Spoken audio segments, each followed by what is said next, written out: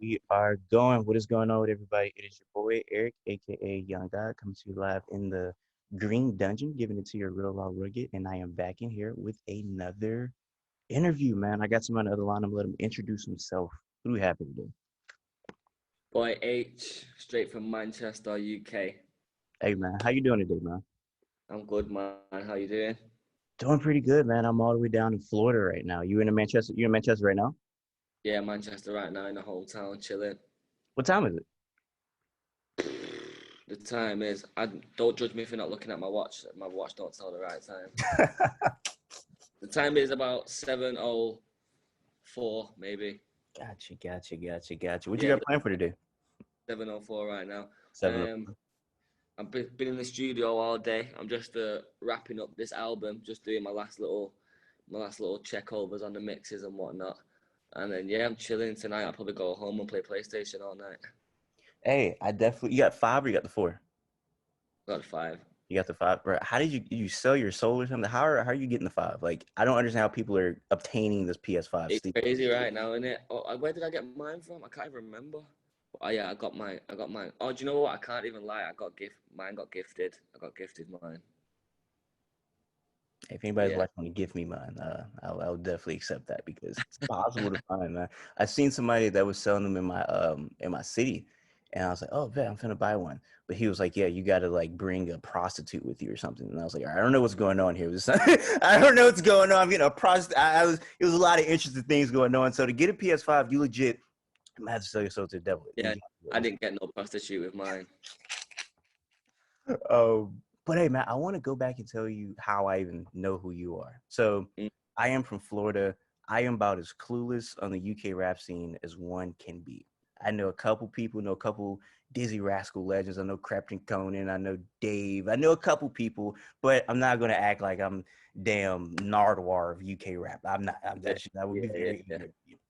So I would hear your name. I would hear your name here and there. Never really checked it out, but I was like, okay, maybe it's time to give somebody from the UK interview because literally everybody on my channel comments, "Hey Eric, when are you gonna get a UK rapper? When are you gonna get a UK rapper?" Not gonna lie, definitely ignored all you guys. I just wasn't in that bag.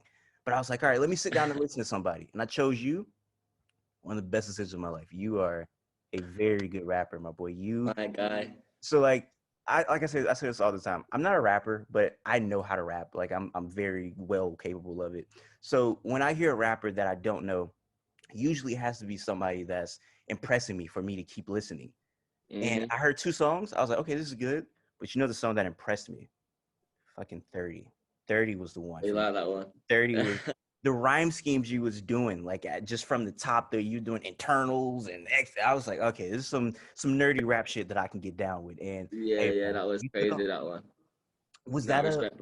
no for Appreciate it. sure? Was that a song where it's like I don't know, like I feel like certain beats when you hear as a rapper, you're like, oh, I'm about to like put my thumb in this beat's butt. And Exactly, exactly. That was exactly one of them ones you get me.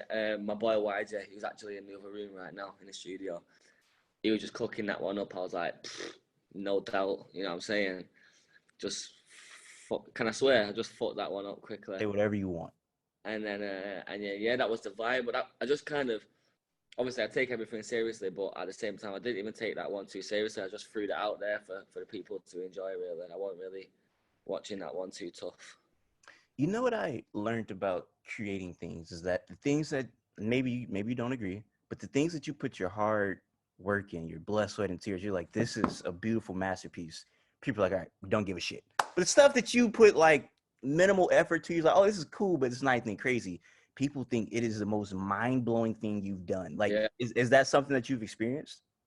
Yeah, definitely, 100%. I've definitely like, well, even the song that I originally like blew up off that one. I didn't put that out to blow up. I didn't think that was gonna be the one that you get me like took me off. Um, that was just a little freestyle that I wanted to put on there to get my fucking subscribers up on my YouTube channel. So I just threw that one out, and that was the one that I think that's on like 25 million views right now. So Which one is that that? one is called Straight Rhymes. Mm. That was a couple of years. That was like 3 years ago now, maybe 4 years ago. See, I'm one of those people that when I find a rapper that I like, then I want to go do digging research and find like their older music. So I Yeah, found some of yeah, your yeah. old. I found the On Your Mark shit or whatever when you're rapping Yeah, over the that's mad old. very old That's stuff. And I could tell that you had potential then. I feel like you've improved so much. But I heard the mm-hmm. one-liners then. You said, I'm classy like a violinist. You know what I'm saying? Like you can't get more classy than fucking Yo-Yo Ma. Like you can't get more classier than a damn violinist. So just hearing you from then to now, was that a conscious effort to improve? Like, for example, I interviewed a rapper who was rapping for literally 4 months. I say, hey, you're new to this rapping. Do you have things that you're working on to improve? This guy tells me, hey, I think the listeners need to catch up. I don't need to improve on anything. Yeah, this guy was not all that great to be saying that. So are you one of those people, or do you consciously try to improve on certain things within your rap? I think maybe it might be a bit of a subconscious thing, like because um, I feel like you just naturally improve as you get older and the more you do it anyway. Um, but that's just me personally. I'm not necessarily one of those type of rappers that where if I'm in the booth, I'm not like, I need to make every single bar a punchline and people need to get their head twisted when they hear it. You know what I'm saying? So I'm not like, I wouldn't put myself on like the J. Cole level of loving the wordplay and shit like that. You know what I'm saying? But um, but yeah, I feel like you just naturally improve. At the end of the day, I have a lot more stuff to rap about now. I'm 22 than I did when I was 17. You know what I'm saying? And you just learn more things. But yeah, I definitely, it's still obviously on my mind that I do consciously need to keep improving all the time, of course. But you got something that I feel like I don't know if you could teach, and I feel like this is something that maybe is a disconnect for me and a lot of UK rappers. Not all of them, but just the some of them that I heard. You have like you got swag in your bars, like the way that you have like charisma. You can't teach charisma. Like when you Mm. rap, you come on the beat like you come on the beat like you're cocky. Like you come to be like, I'm gonna fucking just kill this. Like and the way you're rapping and stuff. And that's something that I feel like is very important because you could be the most lyrical, spiritual miracle. Hey, guess what? They Yeah, want to hear that shit. You know what I'm saying? Say something I want to hear. Like for example, yeah. just with like even War. The way you and RD rapping very different. He came very venomous, just spitting. He killed it, went crazy. Hmm. You came in with Hmm. a much more like, would you say the I got this is the 16, I got 15 left. Like just like very just laid back, like I'm finna kill this. And I feel like that works perfectly with the song because it kind of just like the dichotomy and the balance between the two of just like aggressive to more kind of just like I'm finna kill that. Yeah, Was that yeah, has no, that always been your style or is that your personality? Where does that come from? yeah. I think it just must be my personality. I don't mean to do it. I think I've always been known. Even when I used to spit, I used to like spit on grind beats when I first started rapping and shit. And I think even then I was kind of known to be still spazzing out on crazy beats, but I've still got this kind of like calm approach to it. I think it's more of a tactic of so I don't lose breath as much, so I can Mm. squeeze all about that. Maybe in the back of my head, I don't know. I can't explain it, but yeah, I've just always kept that calm kind of vibe, that kind of like you said, like kind of I suppose swagger. Like you said, people see it as cocky sometimes, which is 50% true. Over like the other 50% is I genuinely just sound like this. You know what I'm saying? Um, but yeah, so but even the RD thing that wasn't like a planned thing where he was like, yeah, I'm gonna go hard like this and you go like this. That's just our natural styles just clashing together. We are back. I'm not gonna lie. Maybe losing Wi-Fi was probably the best because now you're like in a fucking cool dungeon. I don't know where you're at right now. Where you just go at? Where is this part of the studio? It's like a sex dungeon. What is this? Yeah, yeah, we don't worry. A couple things happen in the studio. You know what I'm saying?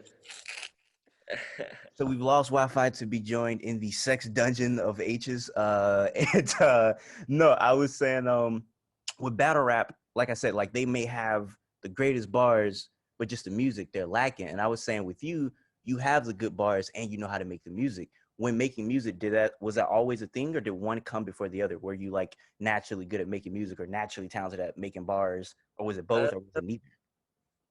I think the music thing came a little bit after the Mm-hmm. bars. At first, I just used to write bars straight up. Never used to like, you know, make hooks and make actual songs.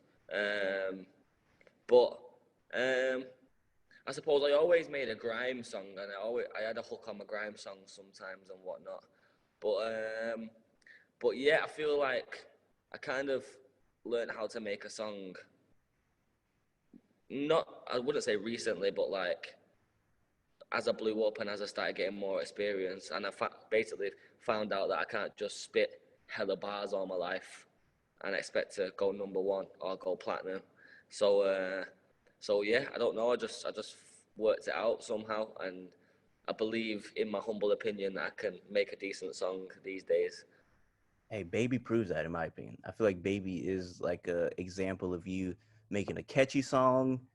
And as you know why it's perfect for you? Because you have that. That's the type of instrumental to let you show that charisma that I'm talking about. Like the way Hmm. that you're kind of pausing and stopping and the way you're talking, like I feel like that's perfect for you. So when you heard that beat, did you know that was going to be the one? Yeah, I knew it was gonna go crazy, 100%. That when I heard that beat straight away, I was like, yeah, this is the one. If I attack this right, and if I say what needs to be said on this beat, then it's a no-brainer. You know what I'm saying? It's definitely gonna go off.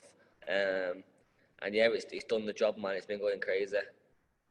If you rap over that beat, if you rap over that sample and you don't know how to make a good song over it, you probably shit. I'm not gonna lie. I'm not gonna lie. If a rapper raps over that sample and it's bad, probably need to Yeah, retire. I mean, if yeah, you you don't know how can't to rap, you can't go wrong. That sample is crazy, bro. You could. I was saying you could just fucking play the beat and it'll go number one. bro, you could have legitimately farted over that beat and it just would have been number one still. Serious. So yeah, yeah, well, thankfully everyone said I've done it justice, so I'm happy with that. No, you definitely did add something that just the instrumental couldn't do, which is Yeah. the bars and the charisma and the way that you're rapping. I think it's great, and it's funny because I kind of forgot this to left this out, or I left this out when I heard the 30 song. I was like, okay, let me go on his Instagram, and I seen somebody that I was following who followed you, and this guy's a wrestler for the WWE. This guy named Noam Dar, and Oh, sir. he wrestles in the UK. And I hit him up like, "Yo, you're in the UK. Like, what you know about him?" He was like, "Oh, I love Aitch," and I was like, "Give me some songs to listen to." And he gave me a whole bunch of songs or whatever. So, want to give him a shout out because I don't know. I always think it's like cool when two different worlds like rap and wrestling go crazy. So shout out to Noam Dart. He said he's a big fan of yours. So I just want to throw it Yeah, in. that's crazy. Shout out, bro. Yeah, 100%. That's crazy. Which led me to think, being in the US, I know how big wrestling was when I was a kid. Over there, was wrestling big at all? Like I know it's a thing, but how big was it when you were young? Yeah, crazy. I used to love wrestling. I used to have all the action figures and all the rings and shit like that. But it wasn't no like UK wrestling. There was no like famous UK wrestlers. We just used to watch WWE. You know what's crazy? What if you could possibly make like a theme song for like WWE? Would you be down for that? Yeah, 100 million%. That'd be crazy. I feel like they're more in the rock world, though. I might have to pick up a guitar and see No, what I they're can. doing a lot of rap these days. Trust me, they're doing a lot of rap. Like literally in the because it's like a little subsidiary of WWE from the UK. It's called NXT UK. And like one of the songs they always play, it's legit like a grind beat. It's like a bow, bow. It's like a crazy grind beat. So if I could middleman you somehow making a song for WWE, would you be down with that? Yeah, let's do it, man. Gotcha. 100%. We will definitely 100. try to get that done for sure. But yeah, and it's crazy because just talking about differences of United States and the UK. One thing that I thought about when just doing this research for the interview was I'm gonna ask you a question. I'm gonna explain it. When you Mhm. were starting to be a rapper, did you think about being global? I say that because let's take it from a United States rapper perspective or any type of entertainer. I don't feel like most people think about being global. They think about making it out of their hood or making it to be the biggest rapper in the country or something like that. Because Americans, they're very self-centered. America's the only country that exists. But being in the Yeah. UK and being a rapper, the biggest rappers are from the US. So when you were growing up, did you think that, oh, I'm going to be the biggest rapper in the world globally in United States or whatever? Or was it just, I'm going to be the biggest UK rapper? Um, I feel like we just naturally will think to, I want to be the biggest rapper in the world because at the end of the day, there's kind of only so far you can take it just being in the UK. However, like America's so big, it near enough is taking over the world if you take over America. You know what I'm saying? Um, but like, yeah, I don't know. I think, like you said, just because your main inspiration is people from America, and you're seeing all the biggest rappers are American, I think you just naturally aim for to take over the world instead of just the UK. Um, and it's weird, and I'm not saying this in a funny way, but like you kind of like even especially even more so now than ever. Like I've got to the stage now where I can go on a tour around the UK, a big tour, and sell it out like guaranteed. So then it's like right, well, there's that done. I need to branch out now. So I suppose America's the next place. Have you seen any limitations for being a UK rapper? Like things that you feel like, I don't know, people rejecting it or any like downside so far? Um, Obviously, people in America aren't going to take you as seriously than American rappers straight away. Of course, that's kind of like it's kind. Obviously, it's shit, but it's kind of like understandable. You know what I'm saying? Like, I don't really expect anything anything less.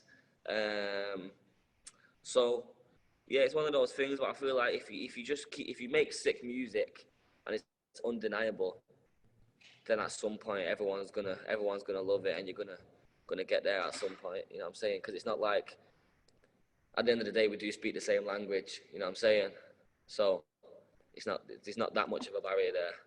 No, I agree. Because like you said, naturally, I'm not gonna lie, I am kind of like UK rapper. Let's see what this is. I'm kind of like that. But I'll be a hater to not just say if it's fire, it's fire. Like you said, if it's undeniable, you can't deny it. So when I heard 30, I'm like, I can't deny this. Then I hear war and I'm like, okay, I can't deny this. Or I hear whatever, you know what I'm saying? GSD, I can't deny this. Like this is good rapping or whatnot. So I think you are definitely you're right in the right blueprint so far. You know what I'm saying? So I feel like people are going to rock with it regardless. And I think sometimes like UK rappers kind of sometimes maybe complain about not getting taken seriously in America, but you have to spend time over there to even get taken seriously. You know what I'm saying? People go out there for a couple of weeks and expect to blow up over there, and that's not the case. You know what I'm saying? You need to be there near enough 24/7, making your face known just as much as your music and whatnot. You know what I'm saying? There's more to it than just the music because people can say you're sick.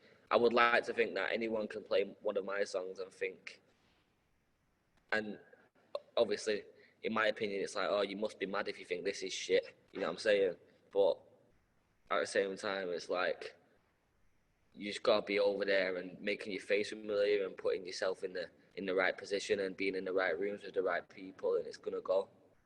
I think you got a great personality too. Because I've looked at your interviews. You're very, very humorous guy, and I feel like Americans love a great humorous person from like the UK. Like for example, I don't Yeah, know if you know this guy from Liverpool. He's a UFC fighter named Paddy the Baddy.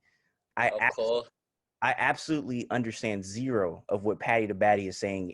Anytime he's speaking. I don't know what he's saying, but when he's saying it, I am very entertained and just enthralled in what everything is going on. Is Liverpool far from Manchester? No, it's down the road. It's about 40 minutes away. So he's kind of like the guy that's like putting like that part of the region on his back. Yeah, right now he's going crazy. He's sick. I've never met him yet, but I love him. He's a madman.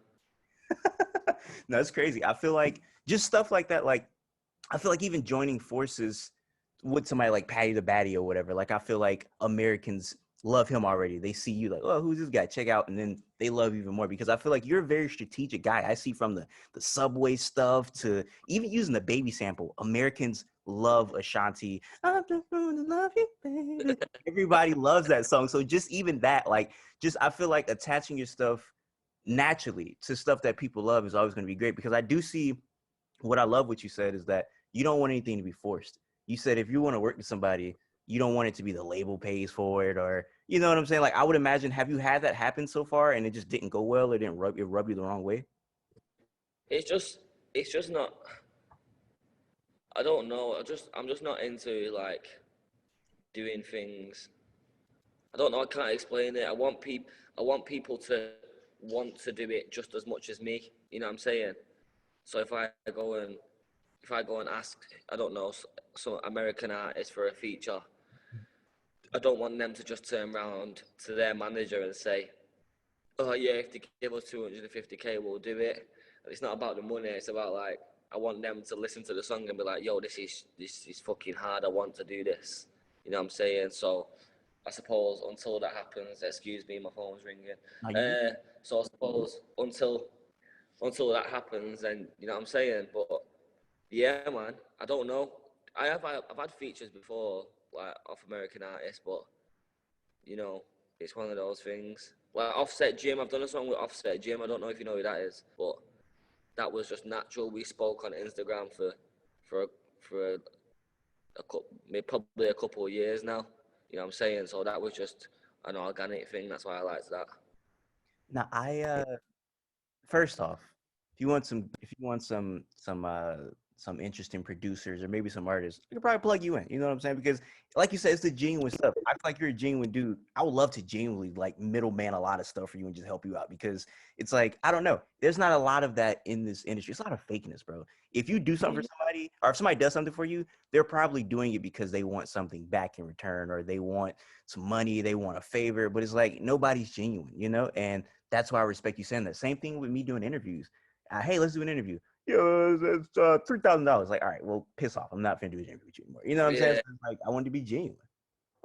yeah, definitely, bro. That's how it's meant to be, bro. At the end of the day, man are out here making music. You know what I'm saying? Like man are trying to man have got hundreds and thousands of well millions of people that fucking that are trying to hear new things and are waiting on everyone to work together and whatnot. So like that's what I'm saying. I'm down for that. We just gotta make sure other people are as well. Bro, you got it, bro. You gotta watch your wrist that don't even tell the right time, but it's pretty expensive. I already know. So I mean, got it, bro. What type of watch is that? What is that? That's a Rolex. This one's just a little. It's called the Batman. I don't really wear this. I just pulled it out because I was in the studio yesterday and my producer was flexing on me wearing his Rolex and I didn't have one on, so I just pulled mine out today. As one of those watches where like you just scratch your face all the time just so everybody knows you have the watch on. You're like, yeah, like just Yeah, scratch. Your fuck. face don't even itch. Yeah, you're just scratching your face all the time. You're hitting one of Yeah, them, rubbing your face. you know what I'm saying? Nice watch, nice watch, nice watch. But yeah, Respect. is there anything else that you have, I guess, planned in the future? I know the album you said you want to drop real soon, right? Yeah, well, yeah, I got a couple tours. Obviously, I got my America tour. I'm coming to America and Canada. I got some dates over there still left over, and then that's in May. In July, I'm going to Australia and New Zealand, doing my Australia New Zealand tour, and then I'll get back to the UK and I'll be doing a UK tour. The album's gonna drop in August, so that'll be just after I get back from Australia, and then I'll do the UK tour after the album. So anytime after August, and then I suppose yeah, and then the year is almost over after them times, and then New Year I'll be doing a Europe tour, and then wherever life takes me from there, that's where I'm going. I can't wait. You're a busy man. I can't wait to see what you got coming up next. I can't wait to see how the live shows go. I can't wait to see the album. Yeah, man. You'll The pull up one of the shows, man, when I hit America. Let me see where you're going. Where are you going in America? You remember? New York, Chicago, LA, Atlanta. I'm going to Toronto, of course, in Canada. I think that might be it. Atlanta is definitely the one that's closest to me. So I might slide Yeah, to I the think Atlanta one for sure. I might slide to the Atlanta one for sure. All right. We definitely try to work something out. But before I let you go, I definitely do have one important question that we kind of touched on. You said that you are a PlayStation user. What are you playing on PlayStation these days? Warzone, straight up. Big Warzone guy. Yeah, I play Warzone. I love Warzone. I'd like to consider myself a good Warzone player. Um, sometimes I have a little break from Warzone and play a couple FIFA games. Just for a little break, just to take my eyes off COD for a bit, and then yeah, straight back on Warzone. That's what I've been doing for a good few weeks now. Just studio all day, get back from studio, play COD for a couple hours, and go sleep, and then repeat. I haven't played Warzone in so long. I've been addicted to Halo recently. I've been big Halo because I'm an Xbox guy, so I've been just Haloing it up just too much recently. So I might have to hop back on it. Yeah, you got to hop back on it, man. I ain't played Halo for like, oh, bro, over 10 years. I ain't played Halo for. Bro, the new Halo, this might be one of the best ones. I mean, if you ever invest in the Xbox, Halo, I promise, is the one. Yeah, I mean, I'm jumping off at 60 feet buildings, just scoping people. I mean, it's so fun. So Yeah, I'm on that. I might have to download that tonight. for sure.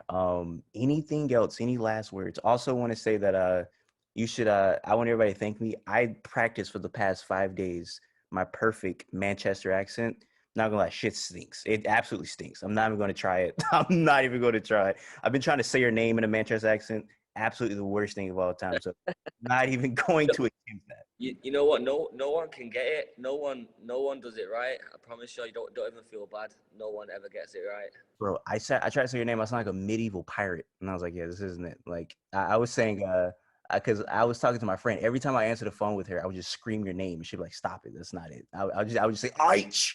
She's like, "Yeah, that's stink. It's not good." Aitch.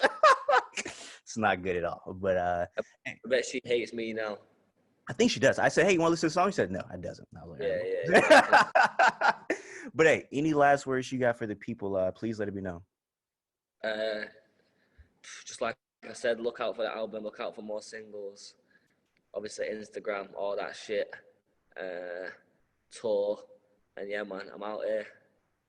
Wait for everybody watching. I appreciate you guys. You guys go follow H. I'll drop all his social medias in the freaking description and whatnot. Until next time, I say what I mean. I mean what I say. Haters gonna hate, players gonna play. And you guys, holler at your boy.